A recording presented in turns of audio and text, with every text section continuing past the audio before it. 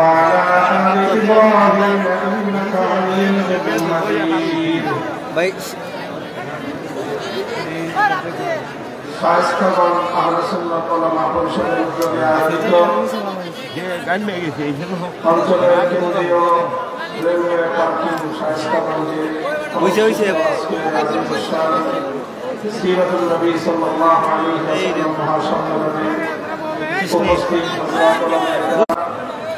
অন্যান্য উলামায়ে কেরাম, সম্মানিত বয়োজ্যেষ্ঠ আমার মুরব্বী সাহেবান, এলাকার ইসলাম প্রিয় নবী প্রেমিক তৌহিদি মুসলমান ভাই ও বন্ধুগণ, দীর্ঘ সময় পর্যন্ত আপনারা দেশের বরেণ্য উলামায়ে কেরামের কাছ থেকে গুরুত্বপূর্ণ আলোচনা শুনেছেন। হয়তো এখন আপনারা একেবারে এই মাহফিলের সম্মেলনের অন্তিম সময়ে উপনীত, দীর্ঘ কথা আলোচনা করব না। রাসূল আকরাম সাল্লাল্লাহু আলাইহি ওয়াসাল্লামকে দুনিয়াতে প্রেরণ করার যে উদ্দেশ্য এবং যে কর্মসূচিগুলো আল্লাহ পাক রব্বুল আলামিন উল্লেখ করেছেন, পবিত্র কোরআন কারীমের সূরাতুল বাকারা এবং সূরাতুল জুমআ দুই সূরার মধ্যে কাছাকাছি শব্দে একই আল্লাহ পাক উল্লেখ করেছেন। আমরা জানি নবী আকরাম সাল্লাল্লাহু আলাইহি ওয়াসাল্লামের আগমনের মধ্য দিয়ে এই পৃথিবীতে একটা আমূল পরিবর্তন সাধিত হয়েছে। আল্লাহর নবী যে যুগে এসেছিলেন সেই যুগটাকে ইতিহাসে আইয়ামে জাহিলিয়াত বর্বরতার যুগ বলা হয়। সেই আইয়ামে জাহিলিয়াত এবং বর্বরতার যুগের মানুষগুলো ছিল পৃথিবীর ইতিহাসের নিকৃষ্ট মানুষ, বর্বর হিংস্র পাষণ্ড মানুষ। সেই মানুষগুলো অল্প কিছুদিনের ব্যবধানে মাত্র 23 বছরের একটা রাসূল আকরাম সাল্লাল্লাহু আলাইহি ওয়াসাল্লামের ইসলাহি এবং একটা ইনকিলাবী কর্মসূচির মাধ্যমে সেই বর্বরতার যুগ, জাহেলিয়াতের যুগ আলোকিত যুগে পরিণত হয়েছে। বর্বর মানুষগুলো বিশ্ব ইতিহাসের সবচেয়ে সুন্দর, উত্তম আখলাক এবং উত্তম চরিত্রে উদ্ভাসিত মানুষে পরিণত হয়েছে। রাসূল আকরাম সাল্লাল্লাহু আলাইহি ওয়াসাল্লাম যেই সমাজে, যেই দেশে প্রেরিত হয়েছিলেন, সেটা ছিল একটি মরুচারী বেদুইন সভ্যতার সমাজ। সেই সমাজের না পৃথিবীতে তেমন কোনো প্রভাব ছিল না, তাদের মধ্যে শিক্ষা দীক্ষার কোনো আলো ছিল, কিন্তু তারা অল্প কিছুদিনের ব্যবধানে তারা এমন সভ্য, এমন প্রভাবক হয়ে উঠল যে শুধু আরব ভূখণ্ড নয়, পৃথিবীর এক প্রান্ত থেকে আরেক প্রান্ত পর্যন্ত তাদের আলোয় আলোকিত হয়ে গেল। কথা বলা ঠিক কিনা? এটা পৃথিবীর ইতিহাস স্বীকার করে, জাতি ধর্ম নির্বিশেষে সবাই এই কথাগুলো স্বীকার করে। প্রশ্ন হলো যে কিভাবে এটা সম্ভব হলো, কোন জীবন কাঠির ছোঁয়া লেগেছিল যে রাতারাতি এরকম পৃথিবীর সবচেয়ে বর্বর মানুষগুলো সবচেয়ে মানবিক মানুষে পরিণত হলো, সবচেয়ে অন্ধকার সময়টা সবচেয়ে আলোকিত সময়ে পরিণত হলো। কি এমন জাদুর কাঠি ছিল, জীবন কাঠি ছিল? মুহতারাম হাজরিন, আলোচ্য আয়াতের মধ্যে আল্লাহ পাক রব্বুল আলামিন সেই কথাগুলোই তুলে ধরেছেন।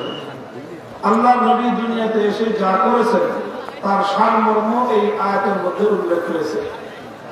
অর্থাৎ মাকসাদে বিআসাতে রাসূল, নবী আগমনের যে মূল উদ্দেশ্য, আমার তেলাওয়াতকৃত আয়াতের মধ্যে আল্লাহ পাক রব্বুল আলামিন মৌলিকভাবে নবীজি কর্মসূচি হিসেবে 4টি কাজের কথা উল্লেখ করেছেন। কয়টা? আমি খুব সংক্ষিপ্ত পরিসরে এই 4 কর্মসূচির কথা বলবো এবং এই 4 কর্মসূচি বর্তমানে কিভাবে, কতটুকু পালিত হচ্ছে, কিভাবে পালিত হচ্ছে এবং সামনের দিনে আমাদের কি করণীয় সেই সম্পর্কে খুব সংক্ষিপ্ত আহ্বান আপনাদের সামনে আমার থাকবে। আলোচনা দীর্ঘায়িত হবে না, ধৈর্য ধরে আপনারা মনোযোগ দিয়ে কথাগুলো বুঝবার চেষ্টা করবেন।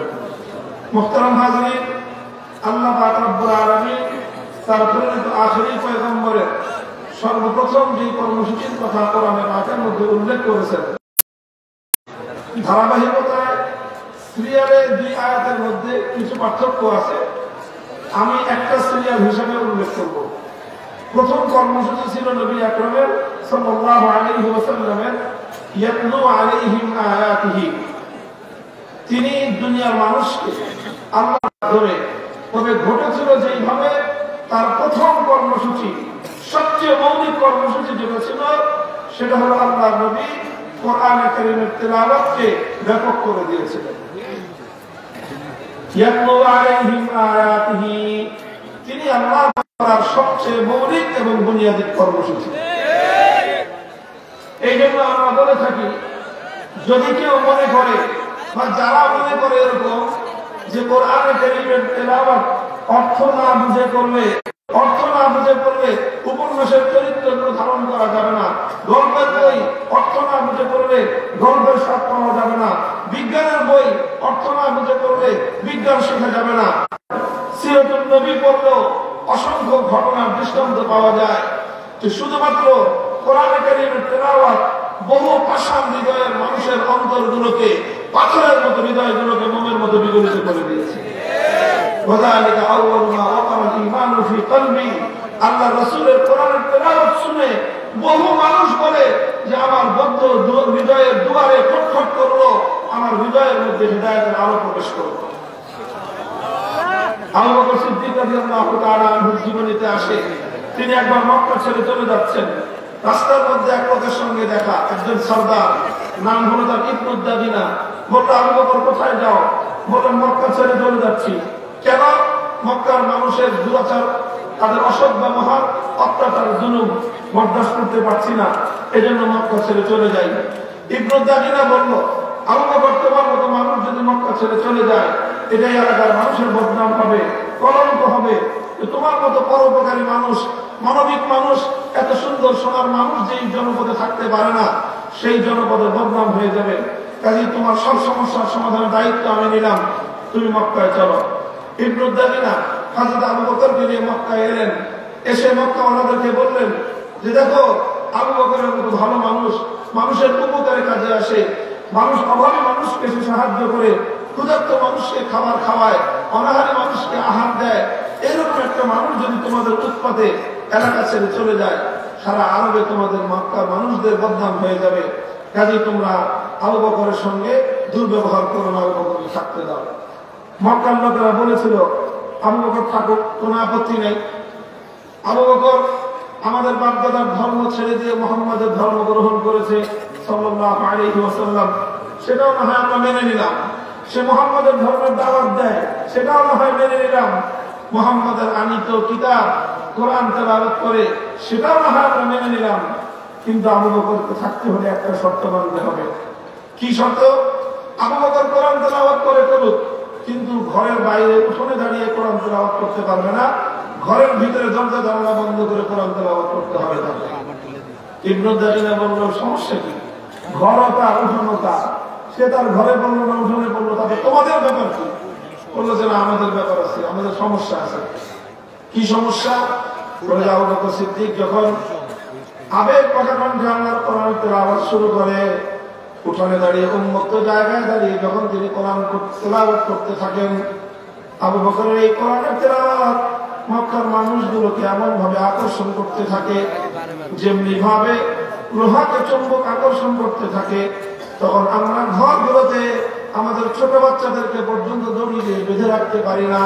সমস্ত বাধার বিন্ধ্যাচল পেরিয়ে আবু বকরের আবেগ কণ্ঠের কোরআনের তেলাওয়াত আমাদের ঘরগুলো থেকে শিশু বাচ্চাদেরকে পর্যন্ত ফেমিনানের বাঁশি বলার মতো টেনে আবু বকরের দিকে আকর্ষণ করে নিয়ে যায়।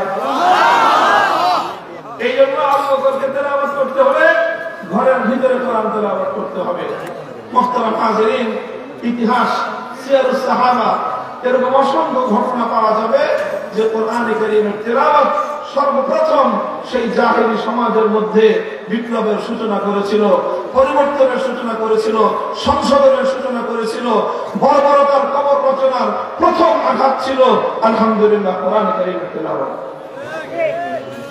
কোরআনে কারীমের এই তেলাওয়াত বর্তমান এই সময়ে আল্লাহর নবীর পালিত সর্বপ্রথম বুনিয়াদি এই কর্মসূচি সমাজে আছে না? আছে। তবে অনেক অপ্রতুল, অনেক কম, আর অনেক বেশি থাকা দরকার। প্রতিটি মুসলমান আল্লাহর কোরআনে কারীমের বিশুদ্ধ তেলাওয়াতকারী হওয়া এটা মুসলমানের জন্য ফরজ ছিল, কিন্তু মুসলমান আজ সেই ফরজ দায়িত্ব পালনে অনেক গাফেল। কথা বলেন ঠিক কিনা?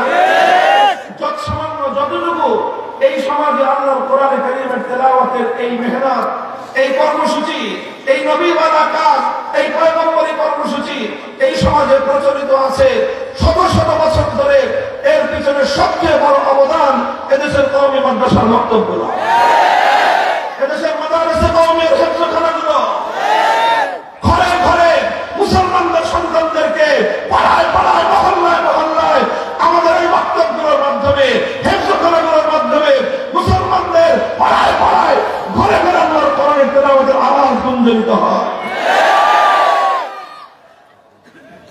এটা তো আছে আলহামদুলিল্লাহ। তবে এখন আমরা পরিবর্তিত এই পরিস্থিতিতে আজ বাংলাদেশে দায়িত্বহীন ভাষায় একটা কথা বলতে চাই। আলহামদুলিল্লাহ আমাদের পূর্বসূরিগণ এইভাবে বাংলার প্রতিটি অঞ্চলে, প্রতিটি মহল্লায় কোরআনের বিশুদ্ধ তেলাওয়াত শিক্ষার জন্য মক্তব তালিমের উপর গুরুত্ব দিয়ে আসছেন। কথা বলেন ঠিক না? হযরত হাফিজ হুজুর রাহমাতুল্লাহ আলাইহি আজ থেকে প্রায় 50 বছর আগেই কর্মসূচি গ্রহণ করেছিলেন ৬৮,০০০ গ্রামে ৬৮,০০০ কোরআনের মক্তব কায়েম করতে হবে। হাফিজ হুজুর বলতেন এক একটা কোরআনের মক্তব ঈমান রক্ষা করবার জন্য এক একটা ক্যান্টনমেন্ট, এক একটা দুর্গ। আলহামদুলিল্লাহ এখন বাংলাদেশে গ্রাম অনেক বেড়েছে, জনপদ বিস্তৃত হয়েছে। প্রতিটি জনপদে, প্রতিটি গ্রামে গ্রামে হক্কানি উলামায়ে কেরামের নেতৃত্বে, বড় বড় মাদ্রাসাগুলোর নেতৃত্বে আশেপাশে এমন কোন গ্রাম থাকা চলবে না, এমন কোন জনপদ থাকা চলবে না যেই জনপদে কোরআন শিক্ষার মক্তব কায়েম না হবে। এটা উলামায়ে কেরাম করবেন, করতেছেন। ইনশাআল্লাহ সামনের দিনে এই কর্মসূচি বাড়তে থাকবে। সেই সঙ্গে রাষ্ট্র ব্যবস্থার কাছে একটা কথা আমরা বলতে চাই, সেটা হলো দেখেন এই যে রাষ্ট্রীয় সরকারি প্রাথমিক বিদ্যালয়গুলো আছে, এই বিদ্যালয়গুলোতে আমাদের সন্তানরাই পড়াশোনা করে। কথা বলেন? এই বিদ্যালয়গুলো খরচ চলে আমাদের দেওয়া ট্যাক্সের পয়সায়, জনগণের ট্যাক্সের পয়সায়। ৯০% মুসলমানদের ট্যাক্সের পয়সায় এই প্রাইমারি স্কুলের ভবন তৈরি হয়, প্রাইমারি স্কুলগুলোর শিক্ষক শিক্ষিকাদের বেতন দেওয়া হয়, তাদের পাঠ্যপুস্তক ছাপানো হয়, সমস্ত খরচ জনগণের ট্যাক্সের পয়সা দিয়ে চলে। সেই প্রাইমারি স্কুলগুলোতে ইংলিশের জন্য শিক্ষক আছে, অঙ্কের জন্য শিক্ষক আছে, বাংলার জন্য শিক্ষক আছে, ইতিহাসের জন্য শিক্ষক আছে, বিজ্ঞানের জন্য শিক্ষক আছে, এমনকি পিটি তাদেরকে শরীর চর্চা শিক্ষা দেওয়ার জন্য শিক্ষক আছে, সর্বশেষ নৃত্য শিক্ষা দেওয়ার জন্য, নাচ আর গান শিক্ষা দেওয়ার জন্য শিক্ষক নিয়োগের পরিকল্পনা চলছে। অথচ প্রাইমারি স্কুলগুলোতে মুসলমানদের সন্তানদেরকে বিশুদ্ধ কোরআন তেলাওয়াত শিক্ষা দেওয়ার জন্য একজন করে নুরানি মুআল্লিমের শিক্ষক নিয়োগ নাই। এটা মুসলমানদের বাংলাদেশে রাষ্ট্রীয়ভাবে চলতে পারে না, চলতে পারে না, আগামীতে চলতে দেওয়া হবে না। তাকবীর! নারায়ে তাকবীর! আল কোরআনের আলম, কোরআন সুন্নাহর আলম, দিল্লি না ঢাকা। মুহতারাম হাজিরিন, এই কথাগুলি আমরা বলছি, কথায় কাজ না হলে যেভাবে কথা বললে কানে পানি ঢুকে সেভাবেই আমরা কথা বলতে বাধ্য হব। ইয়াতলু আলাইহিম আয়াতিহি, তেলাওয়াতে কিতাবুল্লাহর এই কর্মসূচি আল্লাহর পয়গম্বরের বুনিয়াদি এবং সর্বপ্রথম মৌলিক কর্মসূচি, ২ নম্বর কর্মসূচি। কোরআনের তেলাওয়াত একটা মৌলিক কর্মসূচি, সম্পূর্ণ মুস্তাকিল এবং স্বয়ং সম্পন্ন কর্মসূচি। সেই সঙ্গে আবার কোরআনের মর্ম বোঝানো, কোরআনের ব্যাখ্যা বোঝানো, এটা হলো আরেকটা মৌলিক কর্মসূচি, স্বয়ং সম্পন্ন বোঝায়। হাক্কানি উলামায়ে কেরাম তাফসীর গ্রন্থ লিখে লিখে মানুষের কাছে কোরআনের মর্ম পৌঁছাচ্ছেন। মানুষ কোরআনের অনুবাদ পড়ছে, কোরআনের ব্যাখ্যা পড়ছে, এগুলো উলামায়ে কেরামের অবদান। কথা ঠিক? এই কর্মসূচিটাও আছে এবং সবচেয়ে ব্যাপকভাবে, সবচেয়ে আস্থার সাথে যোগ্য কোন আলেমের লিখিত তাফসীর গ্রন্থ থেকে পাঠ করেছেন এরকম মানুষের সংখ্যা খুবই কম। তো আপনি সারা দুনিয়ার এত কিছু পড়তে পারলেন, পবিত্র কোরআনে কারীম আপনার মালিকের পক্ষ থেকে, আপনার রবের পক্ষ থেকে, আপনার প্রতি আপনার রবের পক্ষ থেকে প্রেরিত একমাত্র বার্তা, সেই বার্তাটা একবার বুঝবার চেষ্টা করলেন না। বলেন এটা আপনার জন্য লজ্জাজনক কিনা? পত্রিকা একটার পরে হযরত শাইখুল হিন্দ রাহমাতুল্লাহ আলাইহির তাফসীর তরজমা বাংলায় অনুবাদ রয়েছে, সব উলামায়ে কেরাম করেছেন। কিন্তু আমরা একটু কষ্ট করে একটু অন্তত সারা জিন্দেগিতে একবার আল্লাহর কোরআনের মর্মটা বুঝবার চেষ্টা করব, সেই জায়গাতেও আমাদের গাফলতি। মুসলমান, আমাদের জন্য এর চেয়ে লজ্জার কথা। ওয়া ইউআল্লিমুহুমুল হিকমাহ ওয়া ইউআল্লিমুহুমুল কিতাবা ওয়াল হিকমাহ, ওয়া ইউআল্লিমুহুমুল হিকমাহ, তালিমে কিতাব, এটা ছিল 2 নম্বর কর্মসূচি। 3 নম্বর কর্মসূচি হলো তালিমে হিকমত, হিকমতের তালিম। 3 নম্বর কি? 3 নম্বর কি বললাম? 1 নম্বর হলো তেলাওয়াত, তেলাওয়াতে কিতাবুল্লাহ। 2 নম্বর কর্মসূচি হলো তালিমে কিতাবুল্লাহ। 3 নম্বর কর্মসূচি হলো তালিমে হিকমত। 3 নম্বর কি? তালিমে হিকমতটা কি জিনিস? তালিমে হিকমতের অনেক ব্যাখ্যা আছে। সবচেয়ে অগ্রগণ্য যে ব্যাখ্যাটা হাকিমুল ইসলাম কারি তাইয়্যিব সাহেব রহমতুল্লাহ আলাইহি, মুফতি আজম মুফতি শফি রহমতুল্লাহ আলাইহি, ওনারা তালিমে হিকমতের যে ব্যাখ্যাটাকে অগ্রগণ্য করেছেন সেটা হলো এই যে তালিমে কিতাবের মাধ্যমে কোরআনে কারীমের মর্ম বোঝানো হলো, তালিমে কিতাবের মাধ্যমে কোরআনে কারীমের ব্যাখ্যা বোঝানো হলো, কথার মাধ্যমে বুঝিয়ে দেওয়া হলো। কিন্তু শুধুমাত্র কথা দিয়ে বুঝিয়ে দিয়ে কোরআনের ব্যাখ্যা সম্পূর্ণ হয় না। মানুষ পূর্ণ কোরআনে কারীমের উপর আমল করতে পারে না।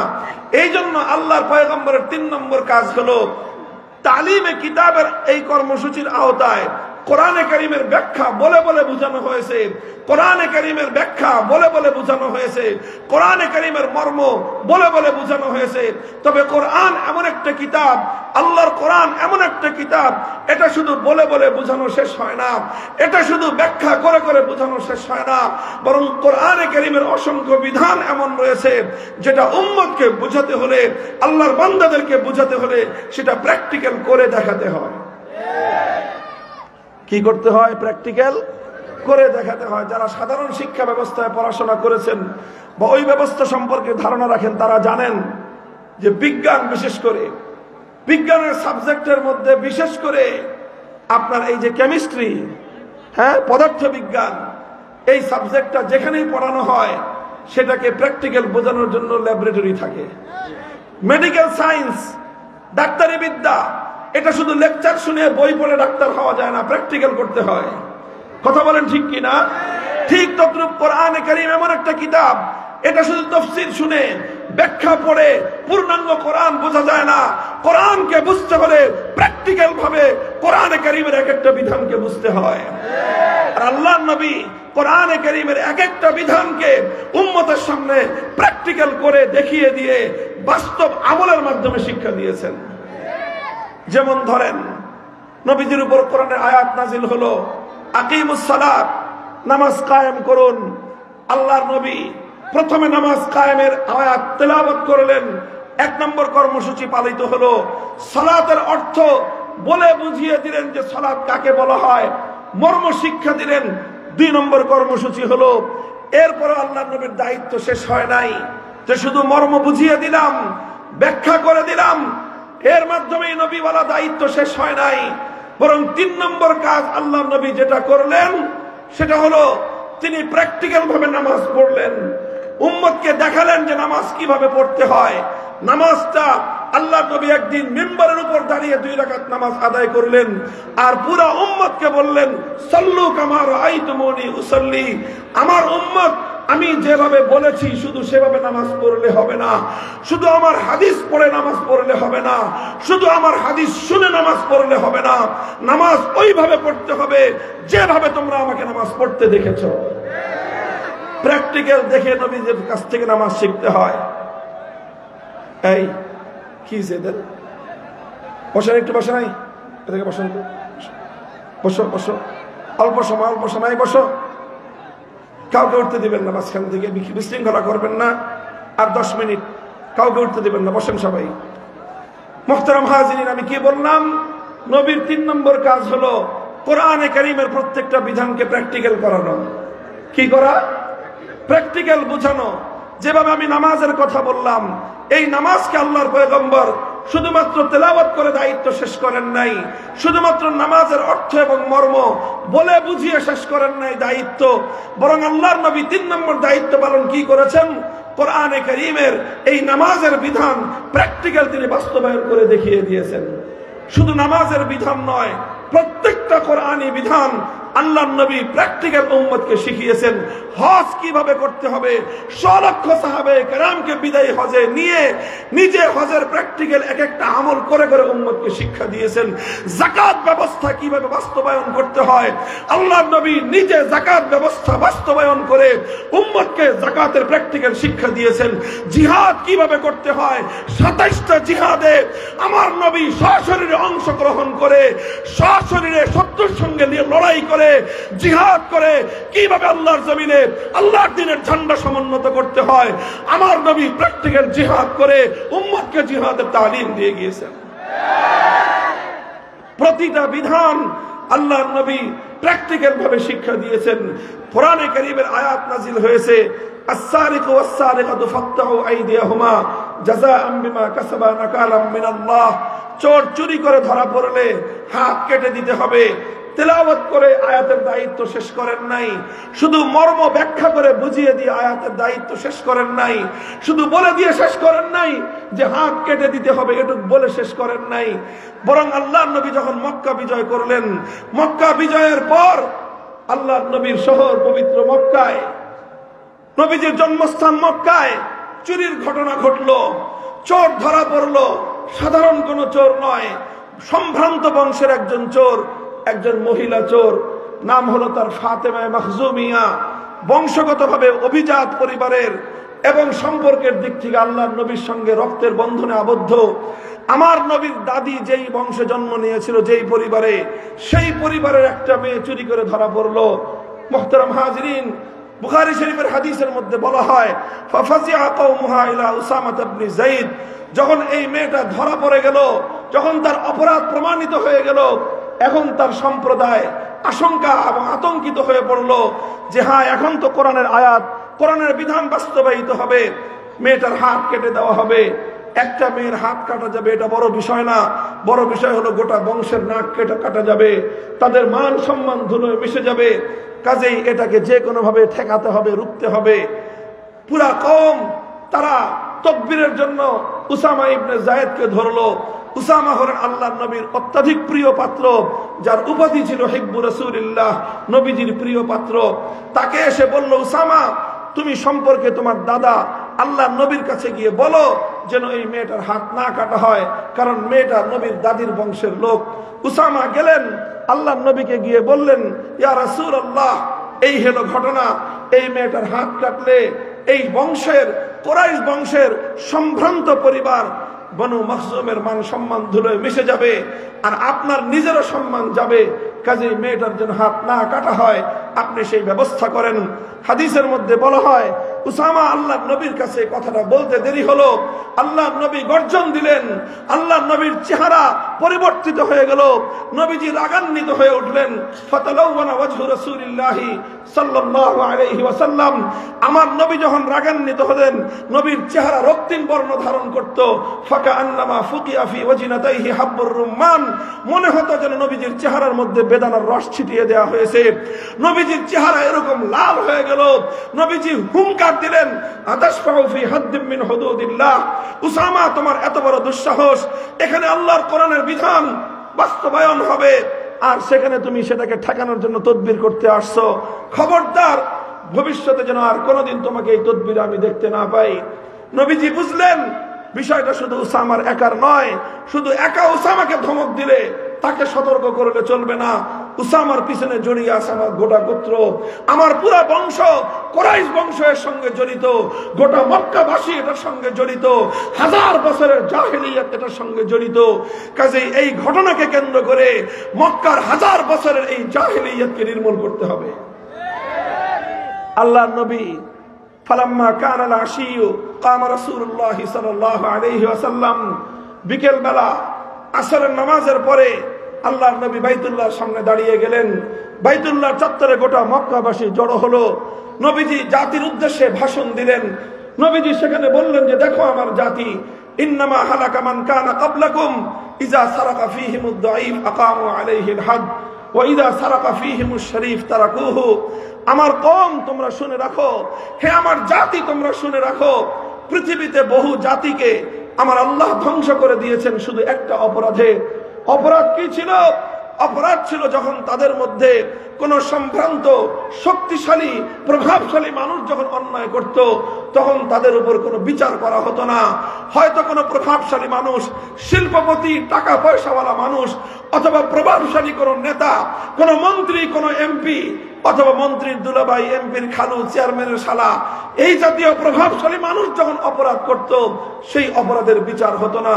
ওয়াইজা সারাকা ফীহিমুদ দাঈফ আকামু আলাইহিল হাদ। আর ওই একই অপরাধ যখন কোনো দুর্বল মানুষ করত, কোন গরিব মানুষ করত, কোন রিকশাওয়ালা, কোন শ্রমিক, কোন ঠেলাগাড়ি চালক, ভ্যান গাড়িওয়ালা, নৌকার মাঝি, কৃষক, শ্রমিক, মজদুর, রাস্তার টোকাই, এই দুর্বল মানুষগুলো যখন অপরাধ করত, তখন তাদের উপর আইনের শাসন 100 ভাগের জায়গায় 200 ভাগ কায়েম করা হতো।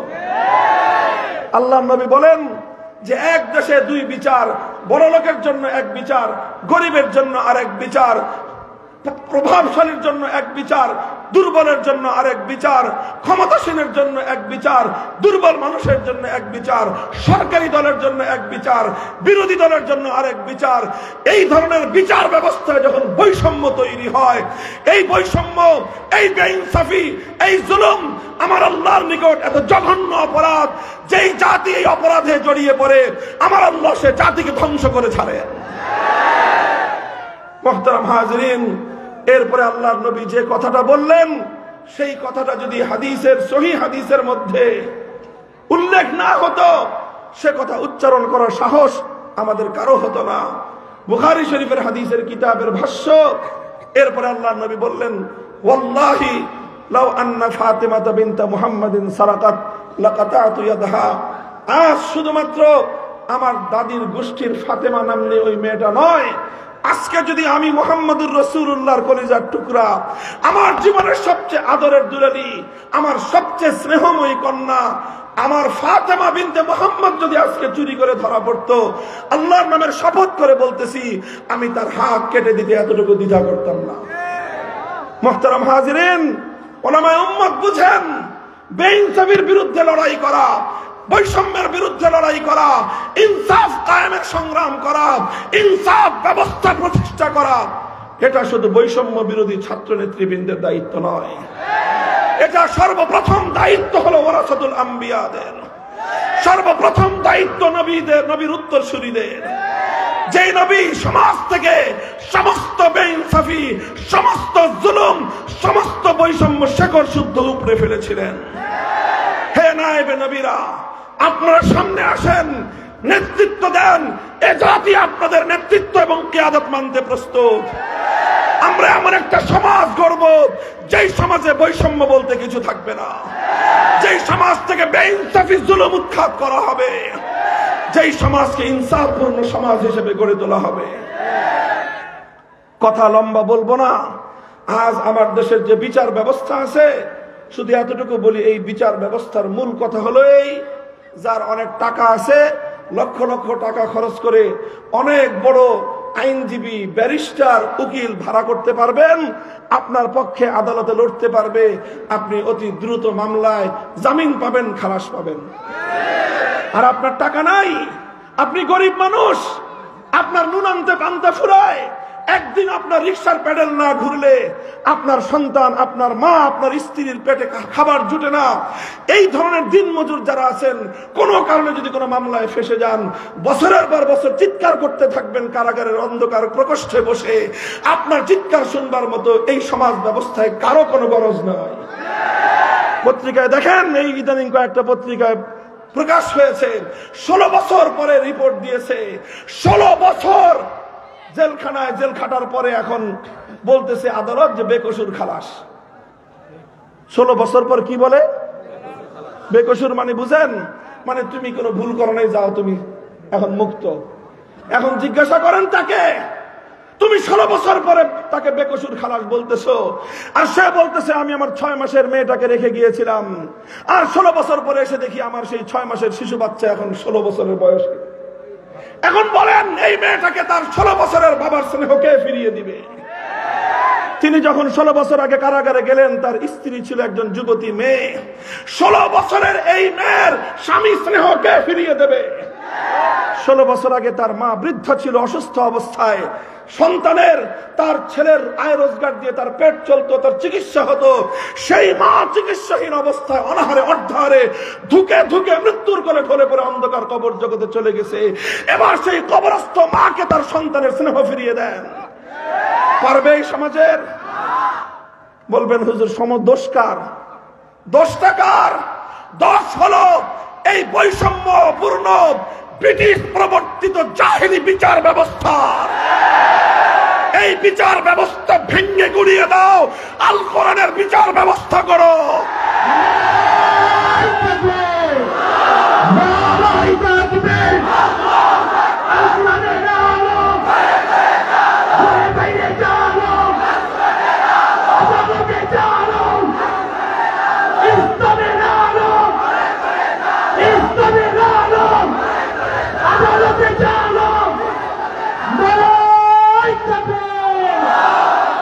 দেখেন বেইনসাফি সমাজের রঙে রঙে, গোটা ব্যবস্থাটাই হলো বেইনসাফির, গোটা ব্যবস্থাটাই হলো বৈষম্যের।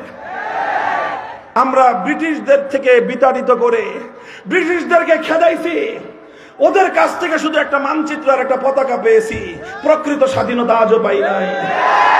আজও আমাদের প্রশাসন চলে ব্রিটিশ প্রবর্তিত প্রশাসন ব্যবস্থায়, এখনো আমাদের বিচার আদালত চলে ব্রিটিশ প্রবর্তিত আদালতের আইন এবং বিচার ব্যবস্থায়। আজও আমার দেশের শিক্ষা ব্যবস্থা, এই স্কুল কলেজ ইউনিভার্সিটি গুলোতে আমার ছেলে মেয়েরা পড়াশোনা করে ব্রিটিশ প্রবর্তিত জাহেলি নাস্তিক্যবাদী শিক্ষা ব্যবস্থায়। স্বাধীনতা কি হয়েছে? আমাদের সঙ্গে স্বাধীনতার নামে ধোঁকাবাজি আর প্রতারণা করা হয়েছে। প্রকৃত অর্থে স্বাধীন করতে হবে দেশ এবং জাতিকে। কথা বলেন ঠিক না বেঠিক? স্বাধীন তো সেদিন হবে যেদিন তোমার বিচার ব্যবস্থা তোমার মতো করে আল্লাহর আইন দিয়ে, কোরআনের আইন দিয়ে, নবীর আদর্শের আইন দিয়ে যেদিন তোমার বিচার ব্যবস্থা চলবে, যেদিন তোমার শিক্ষা ব্যবস্থা ইসলাম মতো করে মুসলমানরা শিক্ষা ব্যবস্থা পাবে, সেদিন তুমি স্বাধীন হবে। বলেন সেই স্বাধীনতার যুদ্ধের জন্য লড়াই করবার জন্য প্রস্তুত থাকবেন তো?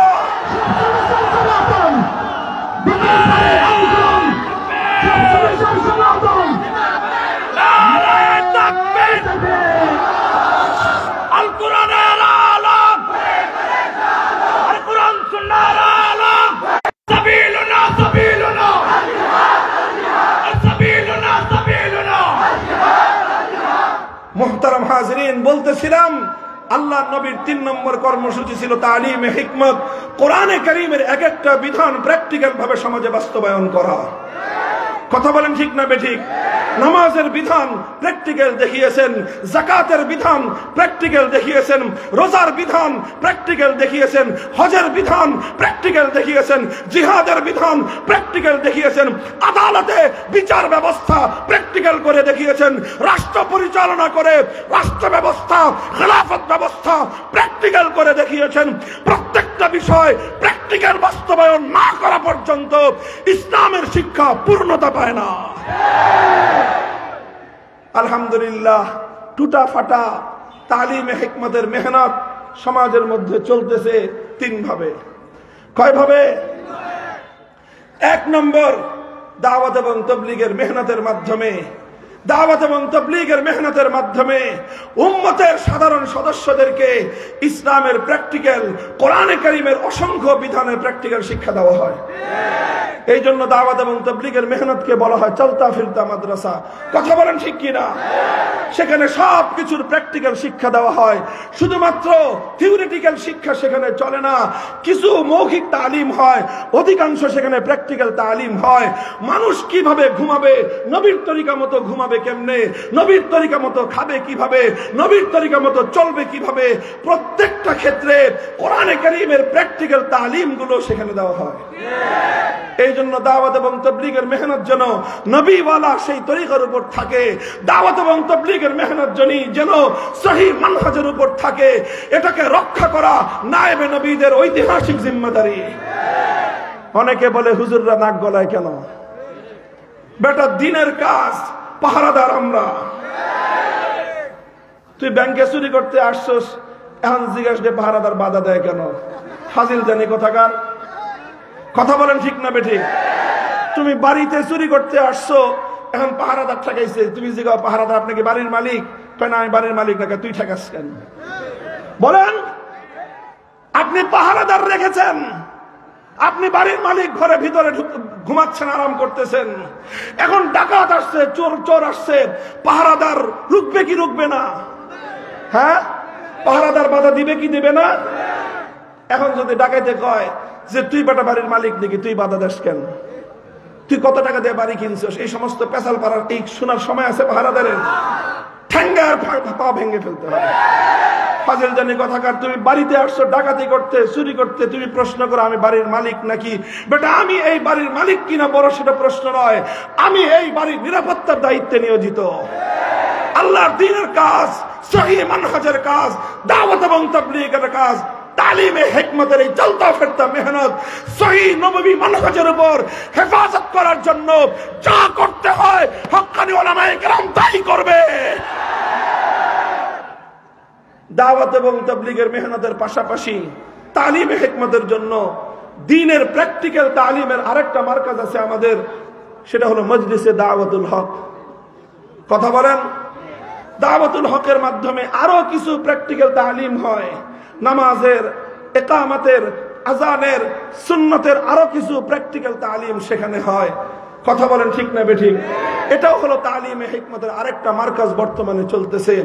তবে দাওয়াত এবং তাবলীগ, দাওয়াতুল হকের মেহনত সহ অন্যান্য মেহনত, আঞ্জুমানে হেফাজতে ইসলাম বললেন শেখ বরনবী হাফিজাহুল্লাহ, এই সব মেহনতের মাধ্যমে দ্বীনের তালিমের, এইভাবে তালিমে হিকমতের প্র্যাকটিক্যাল মেহনত সমাজে চলতেছে। কথা ঠিক?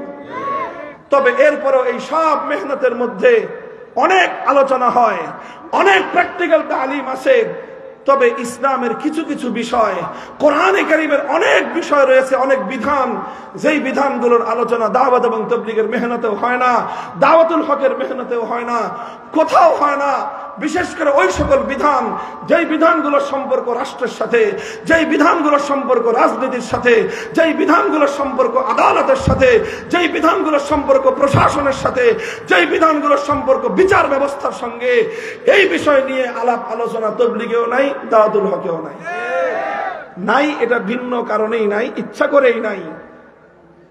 এই সকল কাজগুলোকে জিন্দা রাখার জন্য কোরআনে কারীমের সেই তালিম প্র্যাকটিক্যাল বাস্তবায়ন করবার জন্য উলামায়ে উম্মতের নেতৃত্বে আরেকটা মেহনত আছে।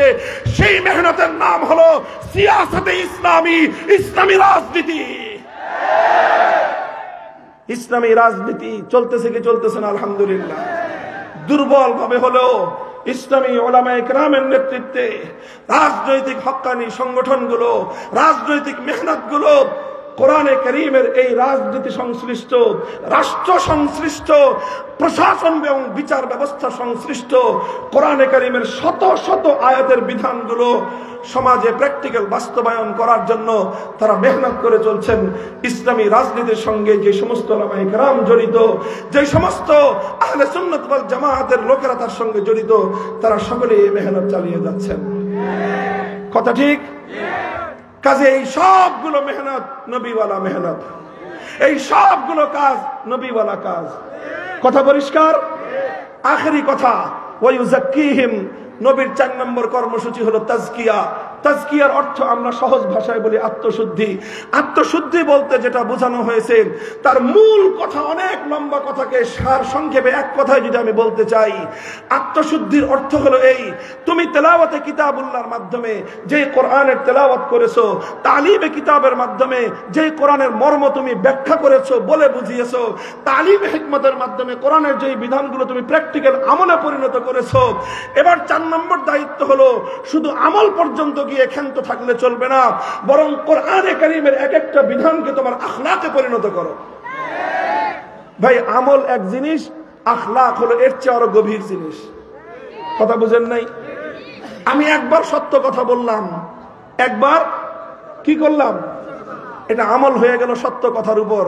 কিন্তু আমি একবার সত্য কথা বললে এটা আখলাকে পরিণত হয় না। আখলাক তখন হয় যখন সারা জীবনই আমি সত্য কথা বলি। তাহলে আমলের পরের স্টেজ হলো আখলাকে পরিণত হওয়া। তাজকিয়া মানে হলো আল্লাহর কোরআনকে মানুষের আখলাকে পরিণত করা। কথা বলেন ঠিক না বেঠিক? এই তাজকিয়ার মেহনত, কোরআনী আখলাক উম্মতের মধ্যে পয়দা করার জন্য হাক্কানি উলামায়ে কেরাম, মাশায়েখে এজাম, খানকাহের মাধ্যমে, তাসাউফের মেহনতের মাধ্যমে এটার পরিচালনা চলতেছে। কথা পরিষ্কার? এই কথা পরিষ্কার? এবার আপনাদের দায়িত্ব বলে যাই, এই যে শুরু থেকে আমি যে কথাগুলি বললাম, তেলাওয়াতে কিতাবুল্লাহর জন্য মক্তব ব্যবস্থা কায়েম থাকবে, তেলাওয়াতে কিতাবুল্লাহর জন্য হেফজখানাগুলো অটুট অবস্থায় থাকবে, তালিমে কিতাবের জন্য মাদ্রাসা শিক্ষা ব্যবস্থা তার অবিকৃত অবস্থায় সক্রিয়তা টিকে থাকবে, তালিমে হিকমতের জন্য দাওয়াত এবং তাবলীগের মেহনত সহিহ মানহাজের উপর চলবে, তালিমে হিকমতের জন্য দাওয়াতুল হকের কাজ আপন তরিকায় চলবে, তালিমে হিকমতের জন্য ইসলামী রাজনীতির কাজ আপন গতিতে চলতে থাকবে, চলতে হবে। তাজকিয়ার জন্য হাক্কানি উলামা মাশায়েখের খানকাহি মেহনত চলতে থাকতে হবে। এই সবগুলো কাজ আহলুস সুন্নাহ ওয়াল জামাতের কাজ। আহলুস সুন্নাহ ওয়াল জামাআহ উলামা পরিষদ, আহলুস সুন্নাহ উলামা পরিষদ, হ্যাঁ আহলে সুন্নাত উলামা পরিষদ, আপনাদের জিম্মাদারি সবগুলি কাজের নিগরানি করা। যে কোনো একটা কাজের উপর আঘাত আসবে সে হাত ভেঙে গুড়িয়ে দেওয়া।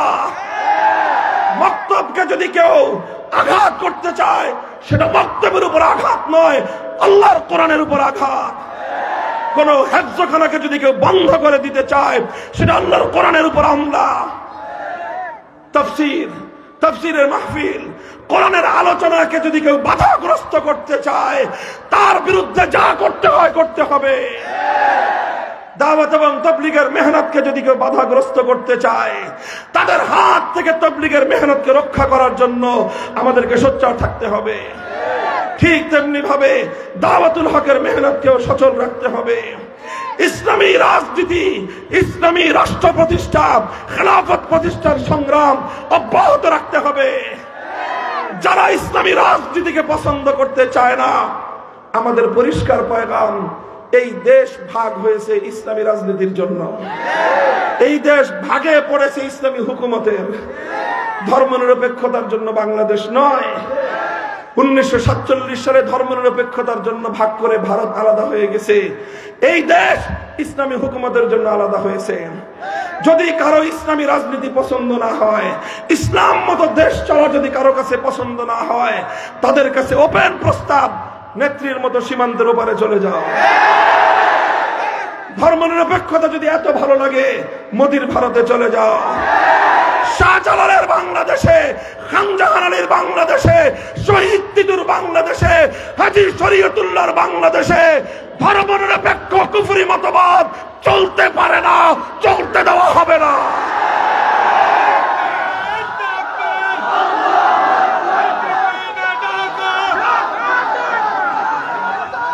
এই প্রস্তুত আছেন? প্রস্তুত থাকবেন তো ইনশাআল্লাহ? পূর্ণাঙ্গ ইসলামকে বিজয়ী করবো আমরা আমাদের বাংলাদেশে। সম্ভব না সম্ভব? আরে আবু সাইদ মুগ্ধরা 2000 যুবকরা রক্ত দিয়ে ফেসিবাদী ভিনদেশী সেবাদাসী এই স্বৈরাচারীকে যদি উৎখাত করতে পারে, সামনের বিপ্লব হবে ইসলামের বিপ্লব, খেলাফতের বিপ্লব, আল্লাহর জমিনে ইসলামী হুকুমত কায়েমের বিপ্লব।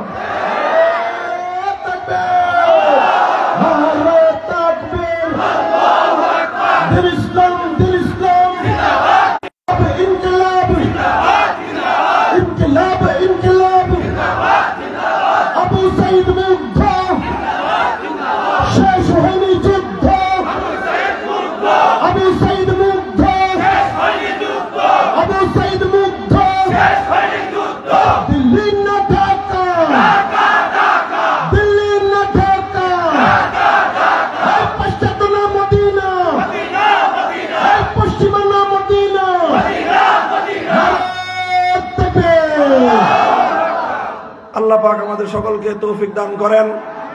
এভাবেই আল্লাহর পয়গম্বরের পূর্ণ দ্বীনি কর্মসূচি নিয়ে আমরা ইনশাআল্লাহ সামনের দিকে অগ্রসর হব।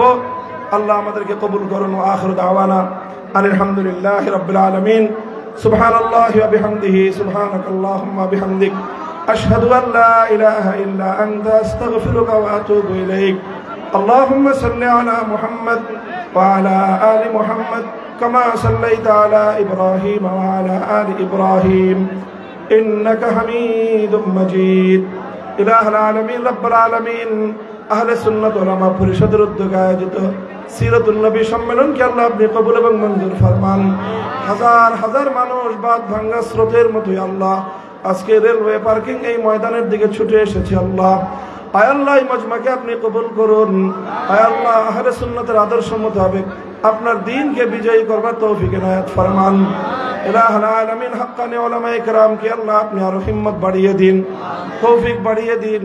আপনার দ্বীনের সর্বব্যাপী সর্বমুখী খিদমতকে সহি মানহাজের উপর চলাবার তৌফিক ইনায়াত ফরমান।